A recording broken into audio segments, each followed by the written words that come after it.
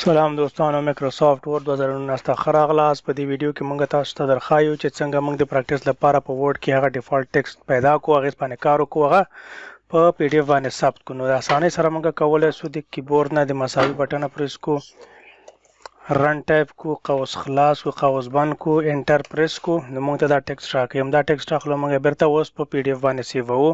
نو کیبورډ ته به موږ د F12 کې بټنه کېکاږو، دلته به راسو، ورته د سیو از ټایپ کې به ورته د پی ډي اف انتخاب کو. چې پی ډي اف انتخاب وو، دلته به ورته ځای هم مشخص کو. ځای موږ سره دا ده. نو دلته راځو، دلته نوم ورته ورکوو، ورته از پی ډي اف یو سیو پریس کوو. نو موږ ته دا فایل د از پی ډي اف جوړ تاسې کتلسی. دلته اوس دا زه بندومه دوستانو، دا بل هم بندومه. راځو دلته ډونټ سیو ورته اخلمه. راځو دلته دغه فولډر ورته موږ ټارګټ کړی، دلته زموږ از پی ډي اف پروت ده.